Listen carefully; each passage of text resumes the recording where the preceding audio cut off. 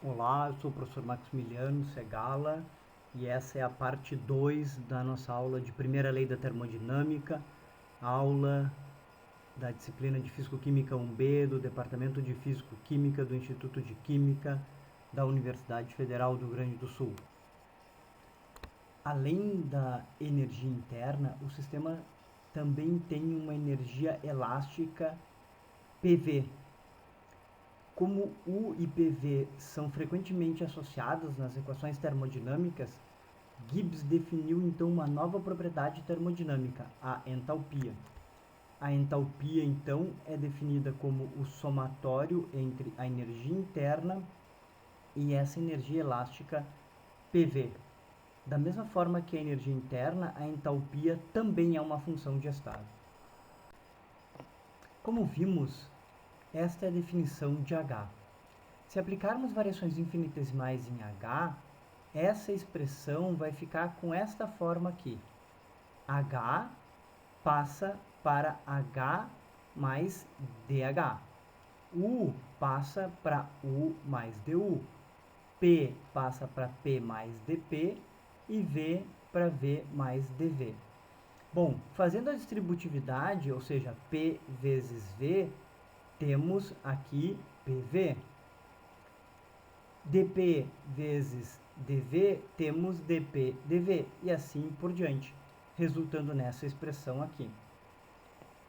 Ora, mas olhando a definição de H, percebe-se que U e PV formam um H. Então, este H aqui pode cancelar com U e PV. Além disso, esse produto de dois diferenciais, ele é desprezível e pode ser descartado, de modo que a expressão resultante sobra o H aqui, o DU, PDV mais VDP. Entretanto, sabemos que DU é igual a DQ mais DW. Logo, este DU aqui pode ser substituído por DQ mais DW, resultando nesta expressão aqui.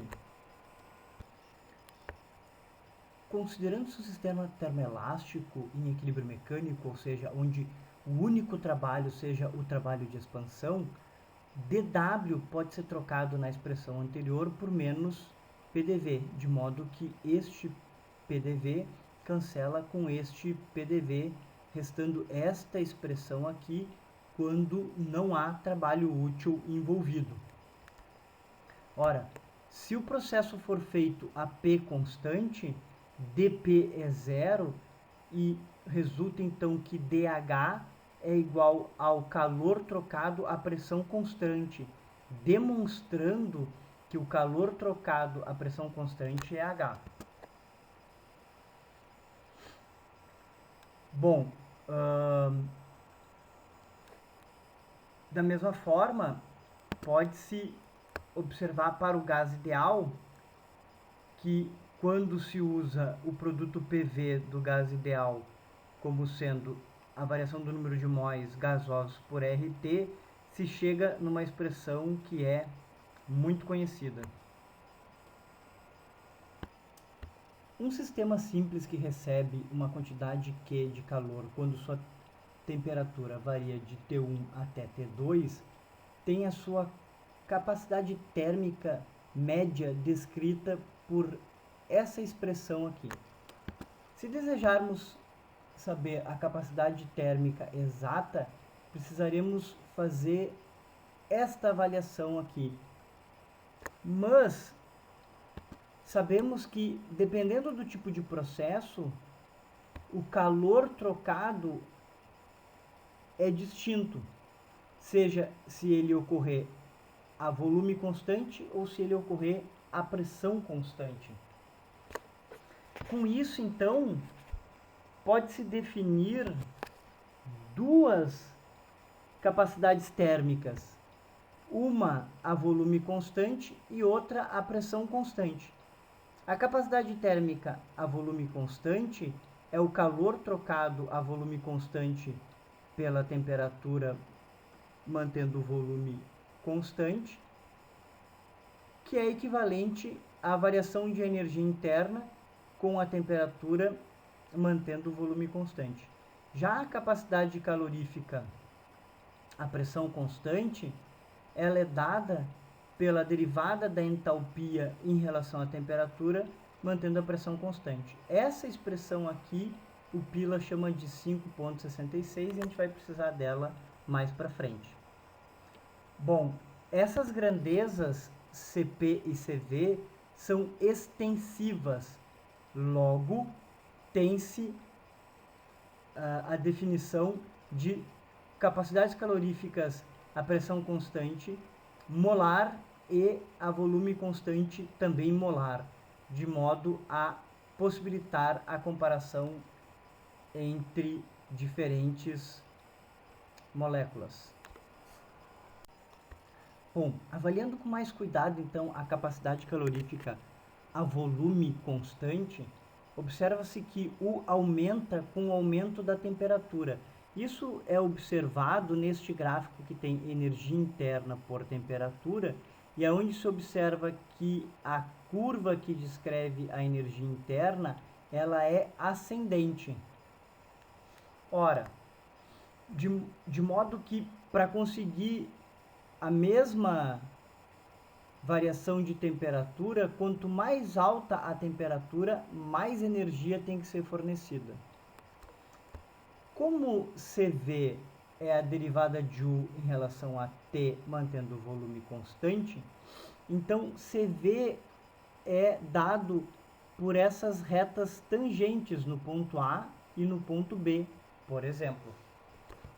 Quando a gente avalia essas tangentes, percebe-se que a declividade em B é maior do que a declividade em A. Isso significa então que o CB em B é maior do que o CB em A. Bom, e como a gente já tinha dito, quanto maior for o CV, mais energia é necessária para elevar a temperatura. Bom, avaliando então a capacidade calorífica a pressão constante, observa-se mais uma vez que H aumenta com T, de forma idêntica ao que ocorreu com a energia interna. Neste gráfico podemos ver isso. O gráfico ele traz entalpia por temperatura e a entalpia é dada por esta curva aqui. Para fins de comparação, a energia interna foi adicionada ao mesmo gráfico com esta curva aqui. O que se percebe, mais uma vez, é que como o CP é a declividade da reta, percebe-se mais uma vez que o CP do B é maior do que o CP do A, devido à forma da curva de H em relação a T. Uma outra coisa que se percebe é que quando se avalia CP e CV na mesma temperatura, ou seja, quando se avalia essa declividade aqui em B, uma declividade que poderia ser feita aqui neste ponto para U, claramente como a energia interna está abaixo da entalpia, a declividade que teríamos aqui é menor do que a teria aqui. De modo então que CP ele é sempre maior do que CV. E por que CP é maior do que CV? Porque no caso do CP, parte da energia volta para o meio externo na forma de trabalho de expansão. Então, enquanto que a volume constante, todo o calor fornecido fica no sistema, a pressão constante, parte do calor fornecido, escapa para o meio externo na forma de trabalho de expansão. Como isso acontece, então precisa ser fornecido uma quantidade maior de energia para se ter o mesmo intervalo de temperatura. E é o que se observa aqui. Para se ter o intervalo de temperatura entre A e B, a pressão constante, essa é a quantidade de a diferença entre esse ponto e esse ponto aqui, é a quantidade de energia que tem que ser fornecida. Repara que a volume constante, a quantidade de energia é menor por essa escala aqui. Bom, para o gás perfeito, então, Cp menos Cv é igual a R, e isso é aproximadamente 8 joules por Kelvin mol. E essa diferença, ela é significativa, como nós vamos observar quando apresentarmos os valores característicos de Cp e Cv. Bom, analisando a capacidade térmica de gases, percebe-se que o Cv molar é dado por esta expressão aqui, que relaciona os graus de liberdade com 1 meio de R sobre 1 meio de R. É R porque é molar, né? E eu comentei no vídeo anterior de que a atomicidade dos gases aparece na capacidade térmica. No vídeo anterior, nós vimos a relação de graus de liberdade de translação e de rotação com R. Não tinha a parte de vibração, porque essa parte de vibração ela só é possível com fenômenos ou com cálculos quânticos. Mas o que importa para nós aqui é que, se pegarmos como exemplo um gás monoatômico como o hélio, o qual só pode fazer translações, quando se faz essa conta 3 meios de R, porque ele é monoatômico, né, ele só tem os 3 graus de translação, se chega a um valor de 12,47. Esse é um valor típico aí de CV para um gás monoatômico. Agora, quando a molécula é diatômica linear, ou quando a molécula é linear, não necessariamente diatômica, além dos graus de liberdade de translação, precisa ser adicionado a ela essas duas rotações. Então, um valor típico para um gás diatômico, né? Esse aqui é o valor para o diatômico, mesmo que a figura aqui não represente um diatômico, é na casa de 20 joules por mol Kelvin. Bom, a tabela 5.2 então traz valores típicos para gases calculados através dos graus de liberdade. Como a gente pode ver aqui, Cv e Cp, para gases monoatômicos, o valor aproximado é 12,6, tínhamos calculado 12,47 e 20,9 para o Cp. À medida que as moléculas vão ficando mais complexas, os valores de Cp vão aumentando. Por que isso? De Cp e de Cv? Porque quanto mais complexa for a molécula, mais graus de liberdade ela tem. Quanto mais graus de liberdade ela tiver, mais energia ela pode guardar, né?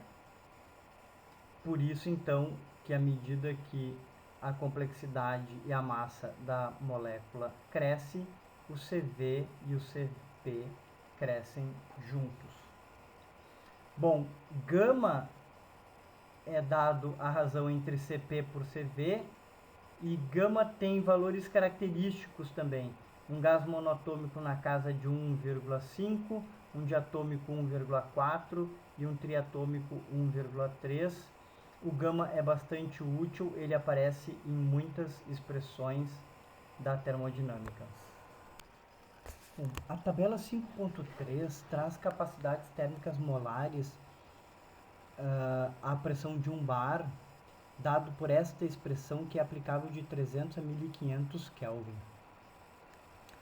Muito bem, o que se observa aqui é que vários gases são apresentados, e o termo alfa é o termo independente, o beta é o termo que multiplica T, o gama é o termo que multiplica T quadrado e o delta é o termo que multiplica T ao cubo.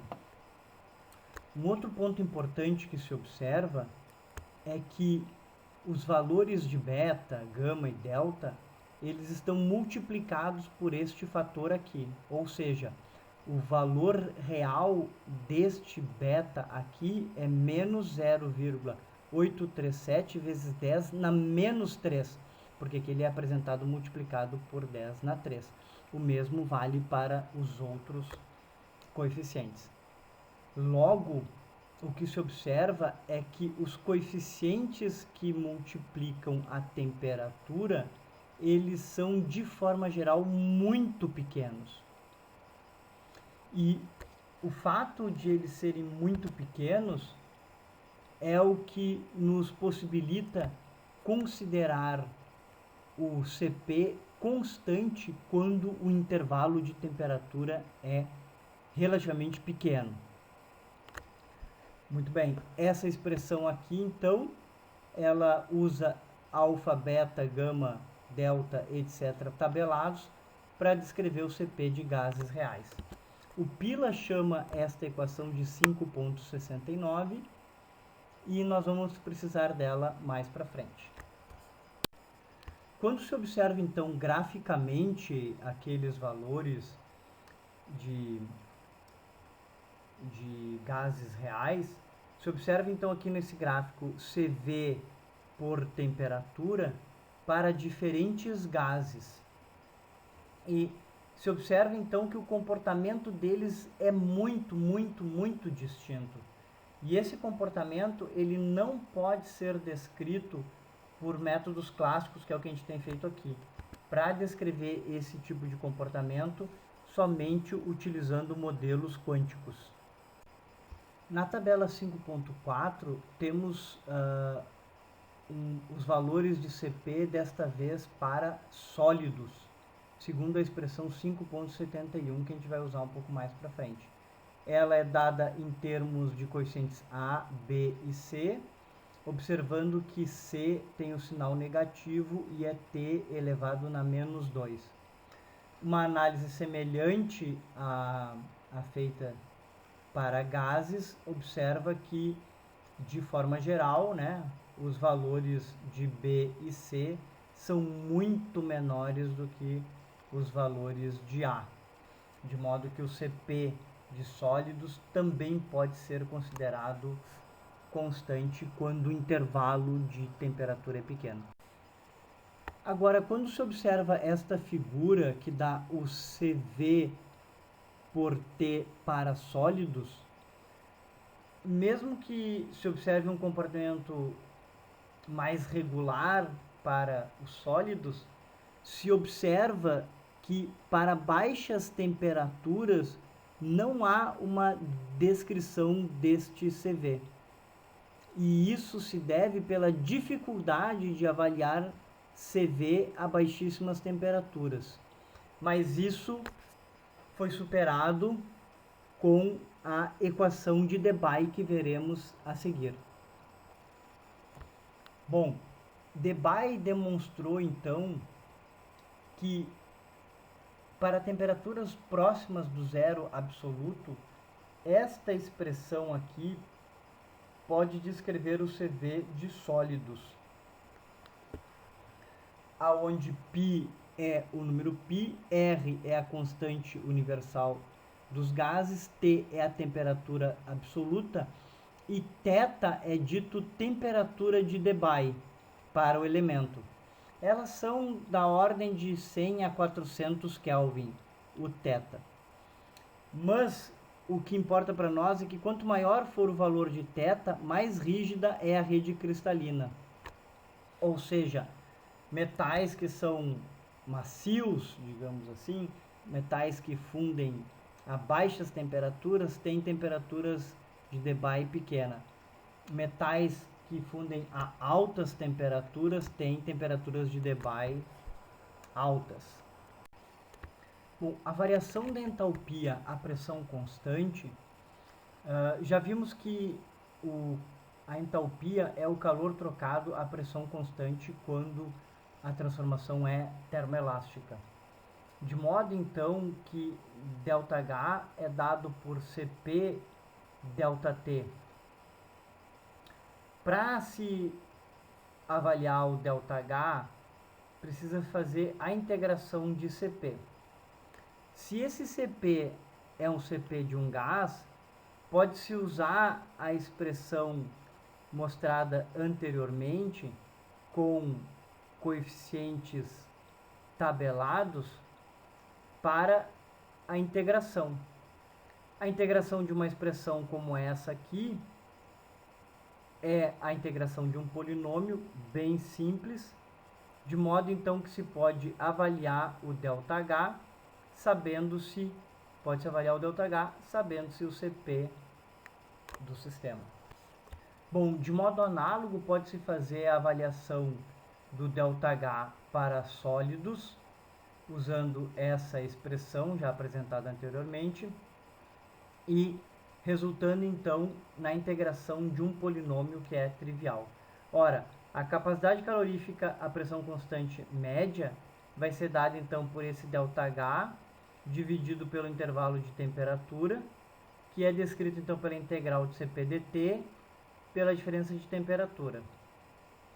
De modo então que o calor trocado à pressão constante, ele pode ser avaliado entre a entalpia do sistema na temperatura T que nos interessa, menos a entalpia do sistema na temperatura do zero absoluto.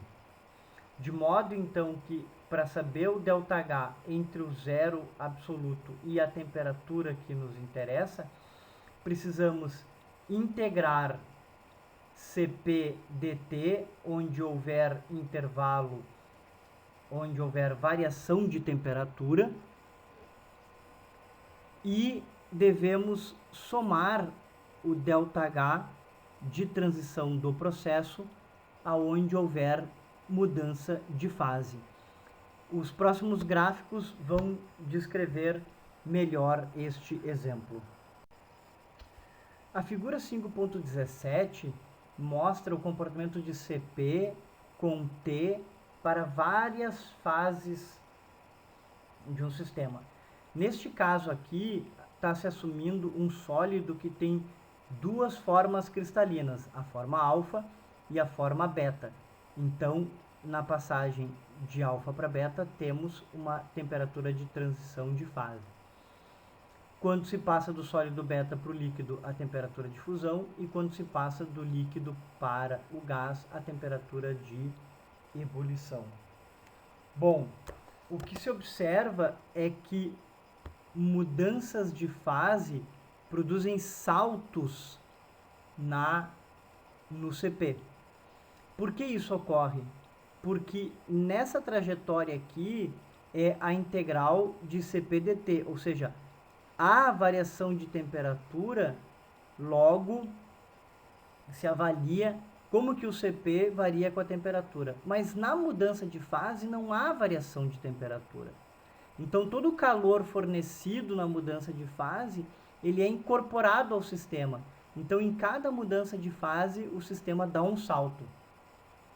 Deu um salto na transição de alfa para beta, dá salto numa transição de sólido para líquido e também de líquido para gás.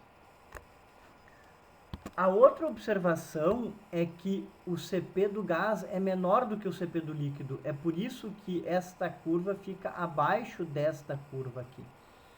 E isso tem uma explicação simples. É devido às interações intermoleculares. Porque como o gás tem menos interações do que o líquido, ele não consegue, então, armazenar energia nessas interações, de modo que se observa, por exemplo, que o gás é péssimo condutor de calor. Bom, no próximo slide, veremos o comportamento de ΔH com a temperatura. Aqui na figura 5.18, então, temos H por T, e aí se observa, então, um comportamento ascendente quando há aquecimento, quando há variação de temperatura, e um aumento abrupto quando há transição de fase. E esse ΔH de transição aqui, seja da transição de alfa para beta, seja de beta para o líquido ou de líquido para o gás, é que é responsável pelo aquele salto abrupto que foi visto no CP anteriormente. CP e CV são coeficientes muito úteis porque eles têm uma característica, eles são frutos de calores sensíveis, ou seja, que produzem variação de temperatura. O coeficiente LT, ele é um coeficiente de calor latente, ou seja, sem variação de temperatura, que é pouco usual, mas útil para nós num determinado aspecto. O LT é dito coeficiente térmico de volume e ele é a quantidade de calor necessária, né, para aumentar de uma unidade o volume de um sistema a temperatura constante. Ou seja, quanto calor é necessário fornecer para aumentar em uma unidade o volume do sistema mantendo a temperatura constante. Eu vou falar rapidamente dele e depois nas próximas transparências eu vou descrever como que ele é obtido. Ora, numa transformação termoelástica, sabe-se que dQ é igual a du mais P dV. Ora, se pegarmos o diferencial total de U em relação a T e V, o diferencial total de U em relação a T e V é a derivada de U em relação a T, mantendo V constante dt, mais a derivada de U em relação a V, mantendo T constante dV. Introduzindo-se isso na primeira equação, a gente vai mostrar em detalhes depois, obtém-se a equação 5.84, após rearranjo, né? Isolando-se então quem tem dV de quem tem dt. Ora, se dividirmos essa expressão por dV a t constante, após algum rearranjo, pode-se chegar à conclusão que LT é igual a dQ por dt a V, que é a definição. Isso é igual a du por dV a T mais P.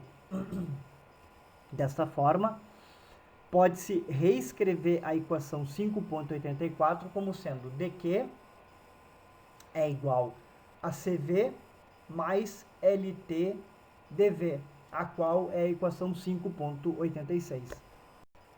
Então agora veremos a álgebra para chegar até a equação 5.84. Ora, partindo-se então da 5.83, dQ é igual a du mais PdV, se a gente substitui então o diferencial total de du nela, temos então dQ, esse dQ que estava aqui, o du foi trocado por esta expressão aqui, então isso aqui é du mais PdV, mais PdV. Ora, rearranjando então, como mostramos antes, isola-se quem tem dQ de quem tem dV e se chega na equação 5.84. Essa equação 5.84 vamos utilizá-la duas vezes. Então, a equação 5.84 ela é dividida por dV a t constante. Então, era dq e ficou dq por dV a t constante. Era dt, ficou dt por dV a t constante. Era só dV, ficou dV por dV a t constante, que nem foi colocado aí. Ora, dV por dV é 1. dq por dV a t é a definição de LT. du por dt a V é justamente o CV. dt por dV a t é zero, porque se t é constante, a derivada da temperatura é zero. De modo, então, que sobra aqui LT, o LT que estava aqui, por definição. Por definição, é dQ por dV a t. E aqui é igual a du por dV a t, du por dV a t, mais P.